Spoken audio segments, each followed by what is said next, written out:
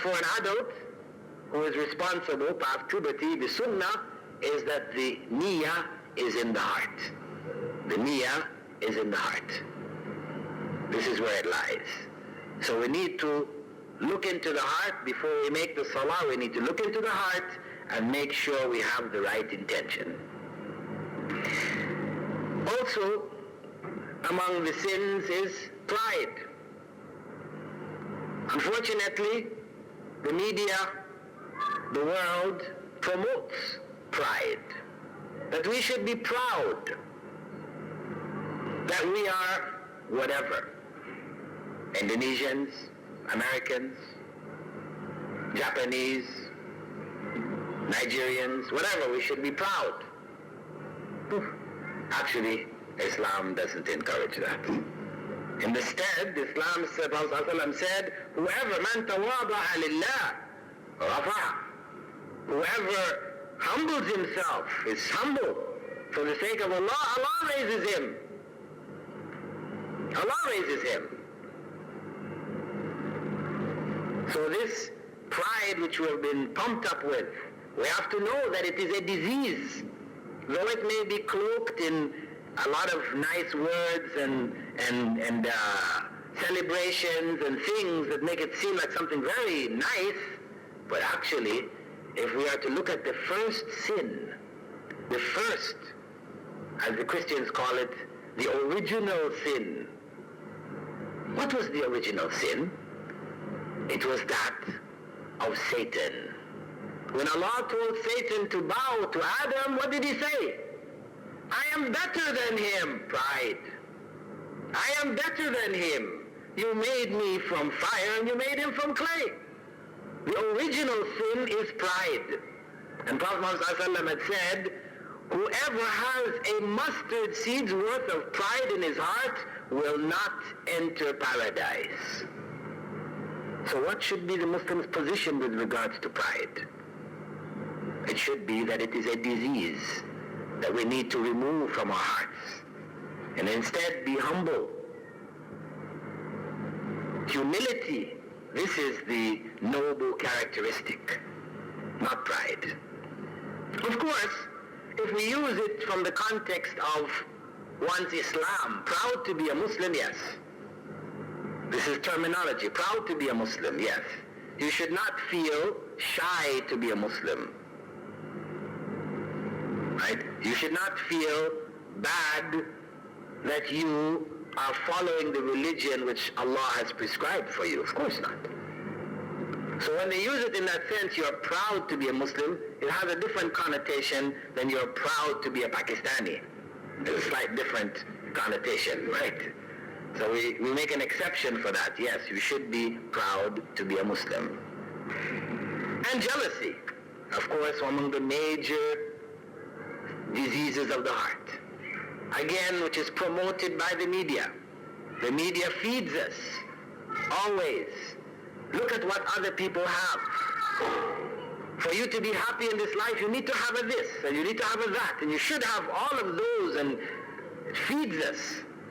So what happens is you're never satisfied with what you have. You're always desirous of what other people have. You can't look at people who have more and just say, MashaAllah. You know, you're saying, no, I wish I had what he had. I wish he didn't have it and I had it. You know, this is sickness. And that's why the Prophet Muhammad had said, look to those below you, not to those above you, because it is better for you to remember Allah's mercy on you. Because no matter what position we are in, there are always people who are worse off than we are. No matter how low we are, we lost our job, we lost this and that, there are always people worse. So if we look to those below, then we'll always remember Allah's favor. But when we look to those above, we will never be satisfied. As the Prophet ﷺ had said, if a child of Adam was given a valley of gold, they would desire another one. Isn't it? As they say, the grass is always greener on the other side. Never satisfied. This is the nature. But that's the nature of the material world. But you know, Prophet Muhammad ﷺ had said, whoever makes this world his or her gold, the material world, if they make that his or her goal, then Allah will place poverty between their eyes, and their affairs will be scattered, and they will only get what Allah wrote for them. If they make this world, the dunya, their goal, all of their efforts, all of their focus, everything is on the dunya, poverty will be placed between their eyes. That is why those people who are millionaires, you would think that they must be happy now. They're millionaires, they have all this money. But if you see in their lives, you find that they're unhappy. They're always wondering and worrying about losing that money, losing what they have. They cannot have friends as we have friends, because anybody who they meet who smiles at them, they think, what does he want? What does he want from me? He wants to get some of my wealth. So they're always worried, always counting, always checking, making sure they don't lose. The stock market crashes.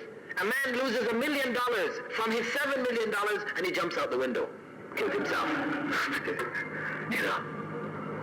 What does this tell us? It is as the Prophet ﷺ said, whoever makes this dunya our goal, Allah will place poverty between their eyes.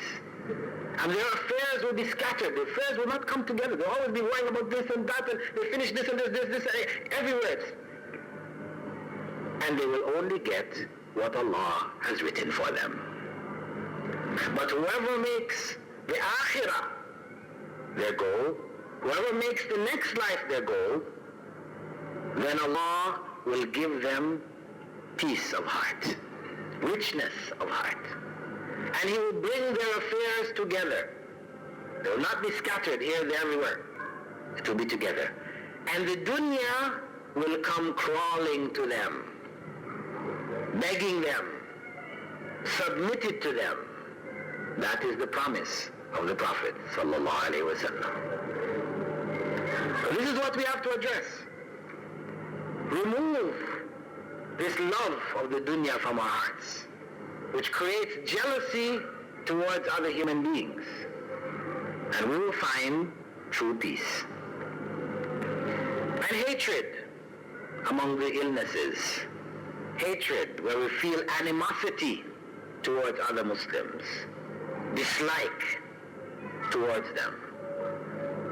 This, again, among the du'as which Allah mentions of the true believers in the Quran is where we ask Allah, لا تجعل في قلوبنا غلا للذين آمنوا. Please do not place in our hearts hatred for those who believe. And on one occasion, Prophet Muhammad ﷺ was sitting in the masjid with his companions, teaching them. And whilst he was teaching, he stopped and he said, the next person who comes into the masjid is among the people of paradise. They all stopped and they waited and looked. And a man came walking in from the Ansar, carrying his sandals in his hand, water dripping from his beard after making wudu. He came and put his sandals down, made 2 rak'ah, and came and joined them. The next day, again, in the dars, in the class, the Prophet ﷺ stopped and said, the next person coming in the masjid is from the people of paradise.